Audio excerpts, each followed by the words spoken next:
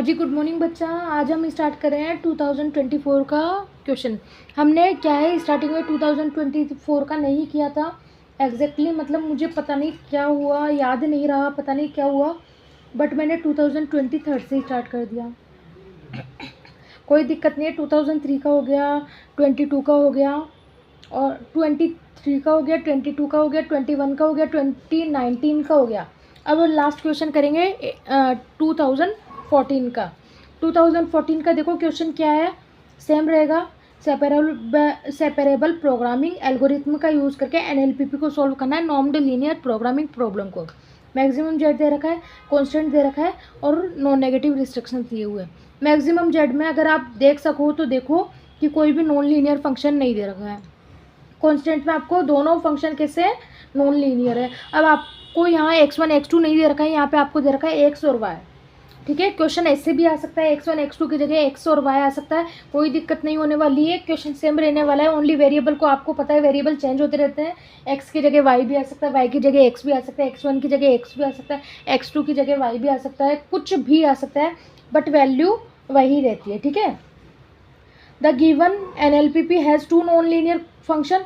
x1 का non linear function है constant में g11, ये g12 y का फंक्शन है, तो g11 x का फंक्शन है तो x, g12 y का फंक्शन है तो y।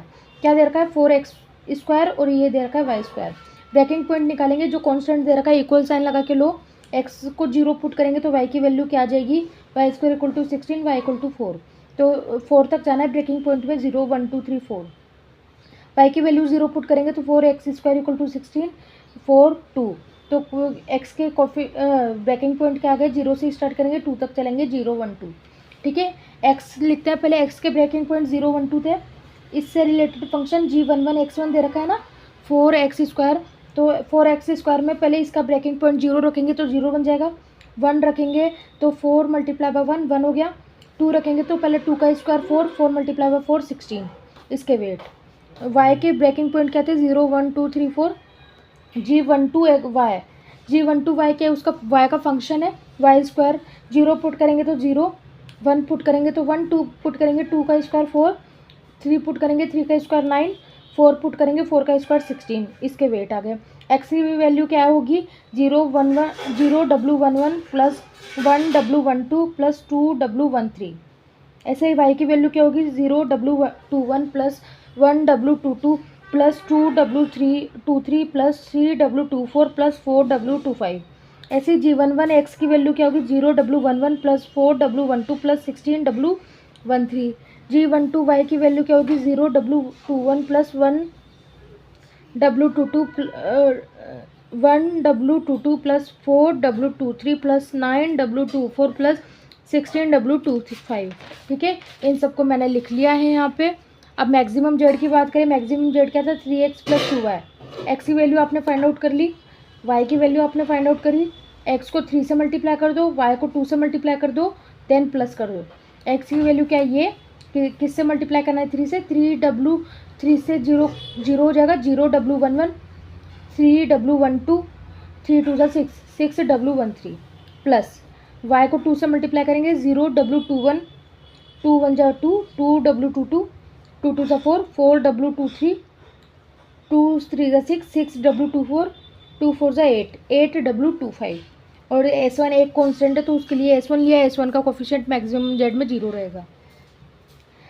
कांस्टेंट ये दे रखा था 4x2 क्या है g11 x1 था, g11 x था, और y² क्या है g12 y था।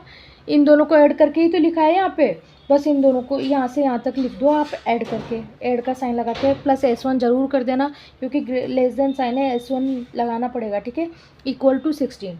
अब नेक्स्ट कांस्टेंट हमें बनाना पड़ेगा, मतलब x1 के वेरिएबल कितने हैं 1 1 1 2 1 3, इन तीनों को ऐड करके = 1। y के कोफिशिएंट कितने हैं 2 1 2 2 2 3 2 4 2 5 = 1। अब हम इतनी देर से x1 x2 यूज़ करते हैं तो मेरे मुंह पर उसी का नाम आ रहा है xy को छोड़ करके, तो आप समझ जाइएगा। अब ये वेरिएबल्स है, इनकी वैल्यूज़ क्या है 0 से बड़ी है, ये भी वेरिएबल्स 0 से बड़े हैं। तो अब आपको मैक्सिमम जेड मिल गया, कांस्टेंट मिल गया, तो अब क्या करोगे सिंप्लेक्स टेबल बनाएंगे। फर्स्ट सिंप्लेक्स टेबल सेम रहेगी, सी जे की वैल्यू आ जाएगी मैक्सिमम जेड के कोफिशिएंट से, ये सेम रहेगा, ये सेम रहेगा, S1 W11 W21 सेम रहेगा, इनके ये सेम रहेंगे, ये वैल्यूज़ आ जाएंगी। जेड जे माइनस सी जे निकालोगे, मोस्ट नेगेटिव एलिमेंट -8 है, तो देख लो ये एंटर कर पाएगा क्या W25, कब एंटर कर पाएगा, जब W23 2 1 ये नहीं होने चाहिए बेसिस में। W24 हो सकता है क्योंकि वो नेबरिंग एलिमेंट है। W21 22 23 बेसिस में नहीं होने चाहिए। W21 22 23 W21 है ना, अगर ये निकल पा रहा है तो कोई दिक्कत नहीं है, W25 आ जाएगा। अगर ये नहीं निकल रहा है तो W25 एंटर नहीं कर पाएगा। चेक करते हैं निकल रहा है कि नहीं। तो 16 डिवाइडेड बाय 16 1, इसको देखना नहीं है। 1 डिवाइडेड बाय 1 1, दोनों ही 1 है, मिनिमम रेशो दोनों का 1 है, तो हम किसी को भी निकाल सकते हैं। तो हम W21 को निकाल सकते हैं, तो हम W25 को एंटर करवा देंगे। W25 एंटर करेगा, W21 निकलेगा, तो की एलिमेंट कौन सा होगा, 1। की एलिमेंट 1 होगा, तो ये ऑलरेडी 1 है, तो जो नई टेबल बनेगी उसमें ये रो में सेम रख दूंगी। इसके ऊपर वाला एलिमेंट ऑलरेडी 0 है, तो ये वाली रो भी सेम आ जाएगी। इस रो में यहाँ पे 0 बनाना है, तो इस रो को एडिट करेंगे तब जाके हमें ये वाली रो मिलेगी। एडिट कैसे करना है, पहले इसको वर्टिकली लिख लेंगे, 16 0 4 16 0 1 4, ये देखो मैंने लिख लिया 16 0 4 16 जो भी है। माइनस करेंगे इस सब में से, की एलिमेंट के जस्ट ऊपर वाला एलिमेंट 16 सब में से माइनस कर देंगे, मल्टीप्लाई कर देंगे जो न्यू रो बनी थी। की एलिमेंट यहाँ से मिला था, इस रो को में क्या आया है, न्यू रो 0 0 0 जो भी है, ये इन सबको करेंगे सॉल्यूशन, ये वाली रो मिल जाएगी। W21 निकल गया था, कौन एंटर किया था, W25, तो W21 की जगह कौन आ गया, W25।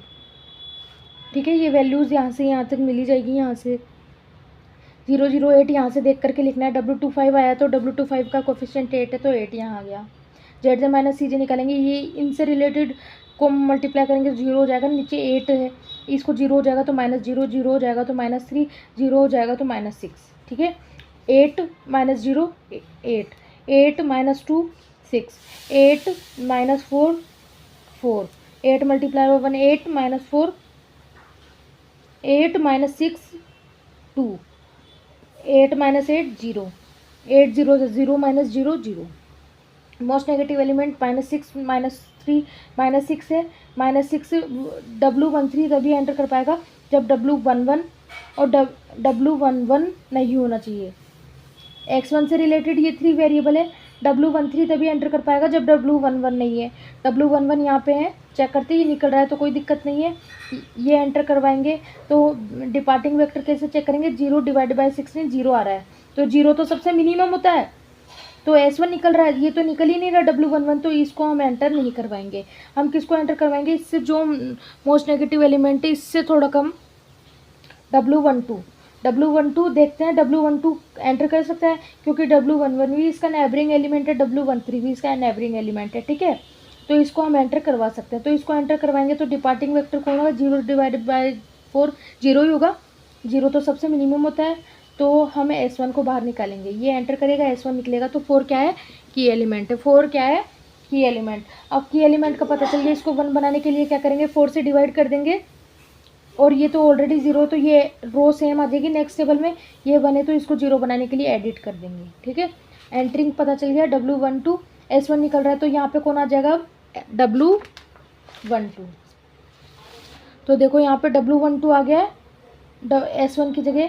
अब यहाँ पे 1 बनाने के लिए 4 से डिवाइड किया, ये वाली रो सेम आ गई। यहाँ पे 0 बनाने के लिए यहाँ पे देखो मैंने लिखा है, लास्ट से सेकंड रो मैंने वर्टिकली लिखा, सब में से माइनस किया, की एलिमेंट के जस्ट नीचे वाले रो मल्टीप्लाई किया, जो नई रो बनी है 0 0 1 4 -1 -4, जो भी वैल्यू आई वो इस वाले की आई है। ठीक है, अब आओ जेड जे माइनस सी जे निकालते, ये तो 0 है तो इसको तो लेना नहीं है, 3 0, ये भी 0 हो जाएगा, ये भी 0 हो जाएगा, -0 0, 3 1 3, ये 0 हो जाएगा, 3 -3 0, 3 4 12, ये 0 हो जाएगा, 12 -6 6। तो ऐसे आपको फाइंड आउट करना है।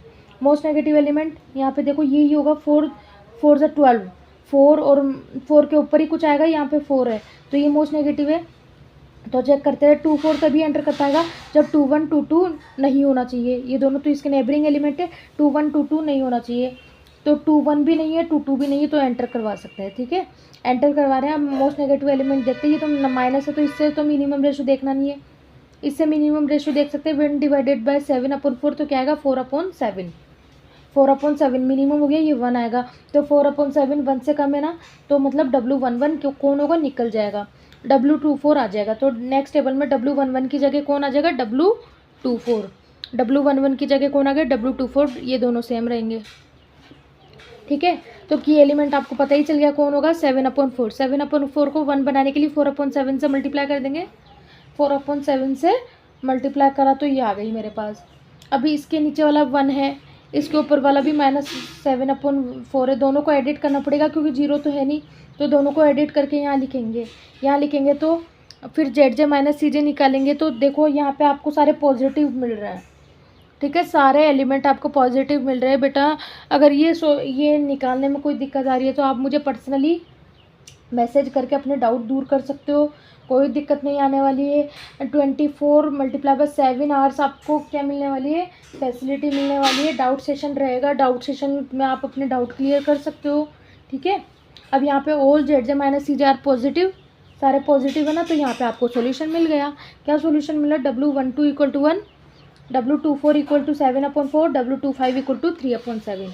मैक्सिमम जेड लेकर आए। मैक्सिमम जेड में मैंने उन्हीं वैल्यूज़ को रखा है जो 0 नहीं हो रही है। देखो मैक्सिमम जेड ये था अपने पास, ये 0 हो रहा है तो 0 हो जाएगा, ये तो लिखा नहीं मैंने, ये भी 0 हो जाएगा, ये भी 0 हो जाएगा। तो जो वैल्यूज़ बचे उनको मैंने लिख लिया। अब उनमें भी वही वैल्यूज़ रखेंगे जो हमें दी हुई है। देखो W12 24 25, 12 24 25, ये इन तीनों को हम क्या कर देंगे, 0। तो वैल्यूज़ पुट करी तो ये आ गया। तो 1/109 आपका क्या है, मैक्सिमम जेड की वैल्यू है। तो यहाँ पे हमारी यूनिट 3 कंप्लीट होती है। तो बेस्ट ऑफ लक बेटा, बहुत बहुत कॉन्ग्रेचुलेशंस, आपने मेरे साथ मिलकर के यूनिट 3 कंप्लीट की। इससे ज़्यादा बड़ी बात क्या होगी। मतलब आपके कितने नंबर पक्के हो गए, 60 नंबर पक्के हो गए। फर्स्ट यूनिट से 20, सेकेंड यूनिट से 20, थर्ड यूनिट से 20। 60 नंबर कहीं नहीं जाने वाले हैं। 60 नंबर तो लिख लो, 60% आपके बन गई इस पेपर में, ये मान लो अब बनी गई। 2025 में जो बच्चा पेपर देगा 26, 27, 28 सब में 60% तो पक्के इस पेपर में है।